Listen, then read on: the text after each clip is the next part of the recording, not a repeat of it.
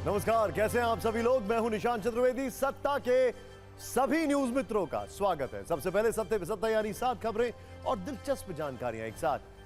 पहले आपको बेंगलुरु के बमबाज आतंकियों से मिलवाएंगे जिनकी गिरफ्तारी बंगाल से होने के बाद इस पर सियासी ब्लास्ट हो रहे हैं। बंगाल में हिंदू वेश रखकर कैसे अब्दुल ताहा विघ्नेश बना और कैसे इन आतंकियों ने बेंगलुरु कैफे में लंच ब्रेक की जगह बम ब्रेक किया, इस पर बहुत चौंकाने वाली गूंजी है।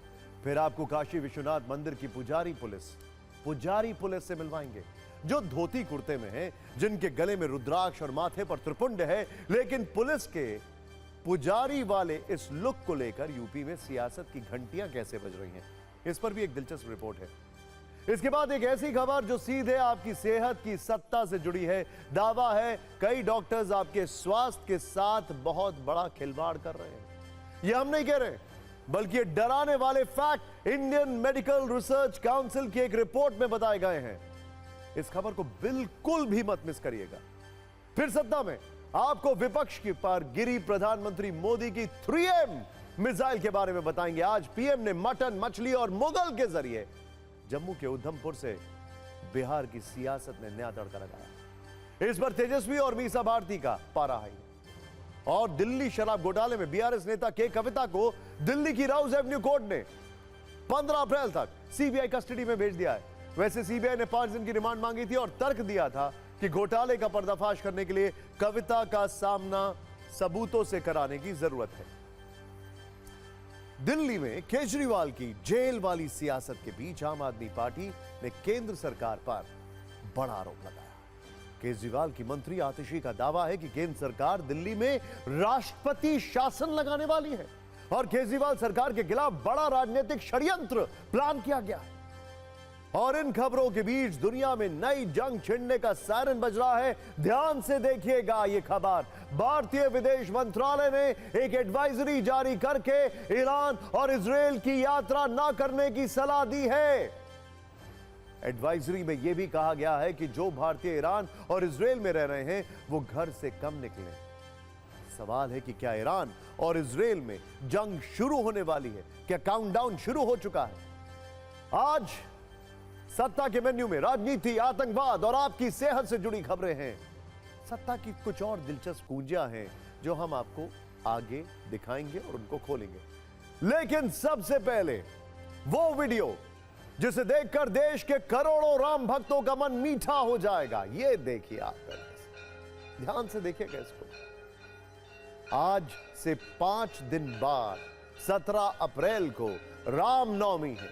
रामनवमी के दिन भगवान श्री राम को सूर्य तिलक किया जाना है, जिसकी घोषणा हो चुकी है। यह देखिए जरा, तारीख तय है, मुहूर्त फाइनल है, वैज्ञानिकों की तरफ से भी सारी तैयारियां हो चुकी हैं। आज इसका सफल ट्रायल किया गया, जिसकी तस्वीर आपके सामने है। यह देखिए जरा, 15 सेकंड में देखिए कैसे 17 अप्रैल को गर्भगृह में रामलला का सूर्य तिलक होगा। कुछ इसी तरह रामलला के मस्तक को सूर्य की किरणें सुशोभित करेंगी। कुछ इसी तरह भगवान सूर्य रामलला के ललाट पर विराजमान होंगे। यह सिर्फ झलक है। सूर्य की किरणें वैज्ञानिक पद्धति के जरिए रामलला तक पहुंचेंगी। देखिए जरा, आपके मन में यह प्रश्न उठ रहा होगा कि यह संभव कैसे हुआ। एक डेमो के जरिए समझाने की कोशिश करते हैं कि कैसे रामनवमी के दिन ठीक दोपहर 12 बजे रामलला के मस्तक पर सूर्य तिलक होगा। इस पूरी प्रक्रिया में रिफ्लेक्टर, दर्पण, लेंस की मुख्य भूमिका होगी। कैसे, आप खुद देखिए जरा।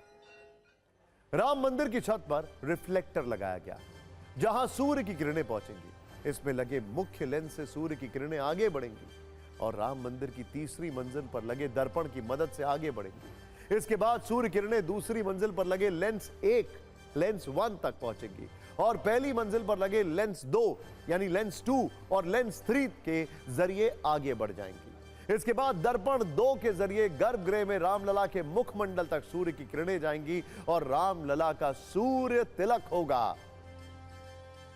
यहां आपको जल्दी से भगवान राम के दिव्य सूर्य तिलक का विज्ञान भी समझा देते हैं। रामलला का सूर्य तिलक सूर्य के पथ बदलने के सिद्धांत पर आधारित है। एक रिफ्लेक्टर, 2 दर्पण 3 लेंस का इस्तेमाल इसमें हो रहा है, जिसका डेमो हमने आपको दिखाया। पीतल के पाइप के जरिए किरणें भगवान राम के मस्तक तक पहुंचेंगी। राम मंदिर की छत पर लगे रिफ्लेक्टर में मुख्य लेंस फिट है। यह रिफ्लेक्टर 19 गियर्स की मदद से काम करेगा ताकि जरूरत पड़ने पर इसे एडजस्ट किया जा सके। सूर्य की किरणों को नीचे तक पहुंचाने के लिए पेरिस्कोप वाला सिद्धांत लगाया गया है, जो अक्सर पनडुब्बियों और कैमरे में इस्तेमाल होता है। कई स्मार्टफोन्स के कैमरे में भी पेरिस्कोप लेंस होता है। इसके अलावा पहली मंजिल पर लगे दर्पण को 60 डिग्री के कोण पर लगाया गया है ताकि किरणें सीधे मस्तक तक जाएं। वर्टिकल पाइप में लगे लेंस और दर्पण की मदद से रामलला के मुखमंडल तक सूर्य की किरणों के पहुंचने का इंतजाम किया गया है। इसके लिए भौतिक यानी फिजिक्स के सिद्धांतों का इस्तेमाल हुआ है। वैज्ञानिकों के पैनल से राय भी ली गई है। ट्रायल का वीडियो आपने देख लिया है। अब रामनवमी के दिन रामलला के सूर्य तिलक का सबको बेसब्री से इंतजार है। रामनवमी के दिन करीब 4 मिनट के लिए सूर्य तिलक होगा कुछ इस तरीके से। ये देखिए जरा, देखा आपने सूर्य तिलक की यह तस्वीर हम आपको दिखा रहे हैं।